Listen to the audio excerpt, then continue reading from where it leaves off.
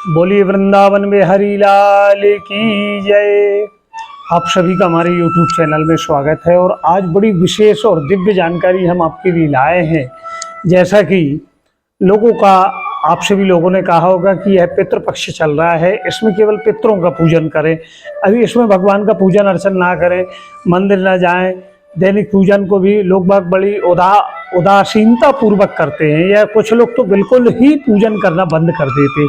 तो यह बात कहाँ तक सही है? तो किसी भी शास्त्र में यह बिल्कुल नहीं लिखा है कि आप पितृपक्ष में देवताओं का पूजन अर्चन करना बिल्कुल त्याग दें। यह अनुचित है, क्योंकि पितृपक्ष में भी सर्वप्रथम जब हम जलांजलि तर्पण करते हैं तो सर्वप्रथम आता है देवताओं के लिए आप तर्पण करें, फिर उसके बाद ऋषियों के लिए, दिव्य पुरुषों निमित्त, ऋषियों निमित्त, और फिर पितरों के निमित्त। तो पितृपक्ष में आपको भगवान की आराधन पूजन पाठ कदापि नहीं छोड़ना है। बोले अब मंदिर नहीं जा रहे हैं, तो ये बिल्कुल अनुचित है, क्योंकि ईश्वर और पितृदेवता, आपके कुल देवी देवता, इनकी कृपा होना बहुत अनिवार्य है। बिना इनकी कृपा के कोई काम आपके संभव नहीं हो सकते। अब पितृपक्ष में आप सभी के द्वारा अपने पूर्वजों के निमित्त, अपने जो परम धाम को चले गए हैं परिवारजन, अपने दादाजी दादी, नाना नानी, माता पिता, जो आपके सगे संबंधी हैं, उनके निमित्त आपको बड़े मन भाव से श्राद्ध कर्म करना है। अब इसमें बड़ी बात यह विशेष यह आती है कि किस तिथि में किनका हमें तर्पण या किनके निमित्त श्राद्ध कर्म करना चाहिए, जिससे उन्हें संतुष्टि प्राप्त हो। क्योंकि उन्हीं परिवारजनों के कारण, अपने माता पिता के कारण हम यह सृष्टि को देख पा रहे हैं, इस पृथ्वी लोकों के सुखों को भोग पा रहे हैं।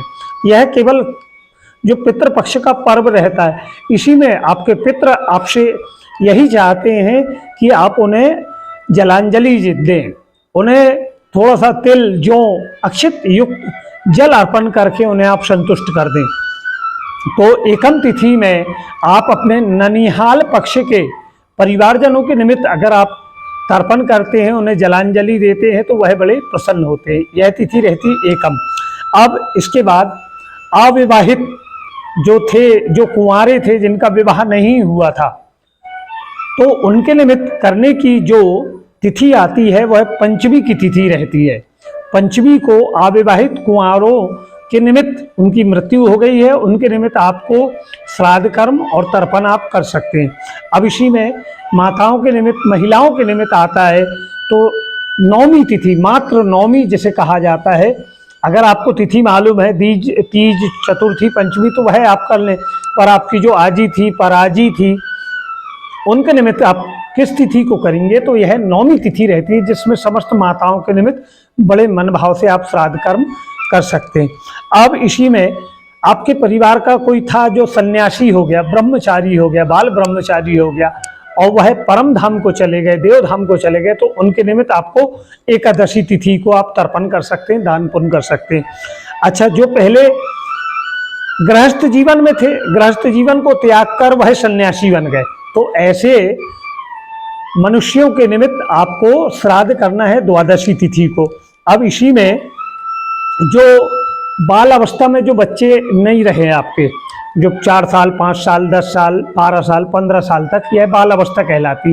इस दौरान आकस्मिक घटना, दुर्घटना में, बीमारी से वह चले गए, उनके निमित्त अगर आप करना चाहें तो 13 तिथि को बड़े मन भाव से आप तर्पण भी करें उनके निमित्त, और नैवेद्य भोग लगाकर, या कुछ छोटे बच्चों को भी आप उपहार स्वरूप कुछ खिलौने ऐसा बांटें जिससे बच्चे प्रसन्न हो जाएं।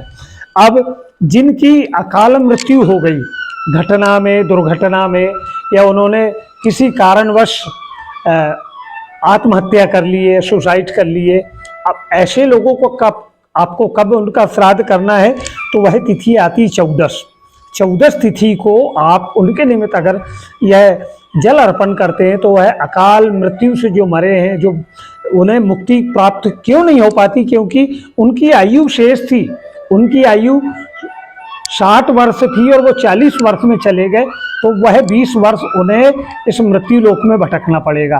तो यह तर्पण का जल भी उन्हें जब प्राप्त होता है तो वह बड़े संतुष्ट होते हैं और उनका आशीर्वाद आपको प्राप्त होता है। अब जिनका हमें बिल्कुल तिथि नहीं मालूम, तो ज्ञात एवं अज्ञात, यह इन सभी का, या मान लो आप एकम से लेके पंचमी से लेके नवमी, छठवीं, सप्तमी, अष्टमी, एकादशी, द्वादशी, किसी भी दिन आपके पास समय नहीं है, आपका जीवन बहुत व्यस्त है, लेकिन आपको एक तिथि को तो समय निकालना रहेगा और वह रहेगा सर्व पितृ मोक्ष अमावस्या। और यह कब है? 2 अक्टूबर को है।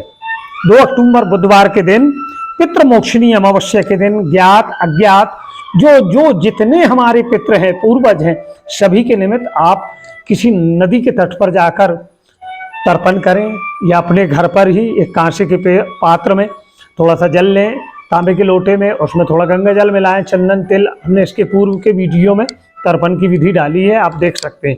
तो आप अपने घर पर करें या किसी नदी, कोई तीर्थ स्थल हो, वहाँ जाकर उनके निमित्त तर्पण करें। जो नैवेद्य भोग लगाएं उसे 5 भागों में बांट लें। प्रथम भाग कामधेनु का, गाय का, और दूसरा श्वान बलि अर्थात कुत्ते के निमित्त, तीसरा काग बलि यानी पक्षियों के निमित्त, चौथा जीव जंतु या चींटी वगैरह, वहाँ थोड़ी आप शक्कर डाल दें, और 5वां जलचर यानी मछली। ऐसी है 5 बलि नैवेद्य आप उनके निमित्त अर्पण कर दें, वह पितरों की कृपा आपके जीवन पर आ जाएगी। किसी भी प्रकार के पितृ दोष से आपके मन में अगर कोई भ्रम हो, आपके घर में कोई परेशानी चल रही हो, तो पितरों से आप प्रार्थना करें। पितरों की कृपा जब आपके जीवन पे आएगी तो आप स्वयं देखेंगे कि पितृपक्ष के बाद अगर आपके द्वारा मन भाव से यह तर्पण और श्राद्ध कर्म, दान पुण्य जो आपसे हो सके, कोई भूखे गरीब को आप भोजन करा दें, जो आपका सामर्थ्य के अनुसार हो। हम आपको कतई कोई बंधन में नहीं डालेंगे, आपकी इच्छा सामर्थ्य के अनुसार, क्योंकि उन पितरों, उन पूर्वजों के कारण हमारा यह जीवन है, तो हमें उन्हें किसी भी रूप से याद करना है। और यह हमारे हिंदू धर्म की बड़ी सुंदर यह परंपरा है, हमारे ऋषि मुनि, हमारे पूर्वजों ने बनाई है। हिंदू धर्म के अलावा और कौन अपने पूर्वजों के निमित्त इतने मन भाव से कृतज्ञ होता है, उनको याद करते हुए जल अर्पण करता है। एक और बड़ी बात, कुछ लोगों का कहना रहता है कि हम गया जी करके आ गए, अब हमें अब कुछ करने की आवश्यकता नहीं है, तो यह बात बिल्कुल गलत है। गया जी गए, बहुत अच्छी बात। सर्वप्रथम आपने प्रयागराज में तर्पण किया, फिर आपने काशी में गए, फिर काशी के बाद आप गया जी गए, गया जी कर लिया, बहुत उत्तम है, जाना चाहिए। लेकिन फिर भी आपको कुछ तो नैवेद्य भोग उनके निमित्त आपको निकालना चाहिए, क्योंकि श्रीमद् भगवत जी की एक बड़ी सुंदर कथा आती है, जिसमें गोकर्ण जी महाराज अपने भाई धुंधकारी जो प्रेत योनि में था, उसकी मुक्ति के निमित्त बड़े मन भाव से पिंडदान करते हैं और गया जी भी करके आ जाते, लेकिन फिर भी वह प्रेत योनि से मुक्त नहीं हो पाता। तो उस मनुष्य के कर्म ऐसे नहीं थे कि वह गया जी से भी मुक्त हो जाए। तो फिर गोकर्ण जी महाराज श्रीमद् भगवत जी का 7 दिवसीय पाठ करते हैं, जिससे वह धुंधकारी मुक्त होता है। तो हमारा आपसे आग्रह है, आप गया जी चले गए, यह बड़े भाग्य की बात है, गया जी का फल आपको प्राप्त हो, लेकिन फिर भी अपने पितरों की जो तिथि आती है उस दिन कुछ नैवेद्य भोग कुछ गरीबों को खिला दें, जो बन सके, जो दान आप करना चाहो, और बड़ी उदारता पूर्वक, मन में बोझ लेकर नहीं कि मुझे मजबूरी बस यह दान करना पड़ रहा है, बड़ी प्रसन्नता पूर्वक, तो उसका फल भी आपको प्राप्त होगा।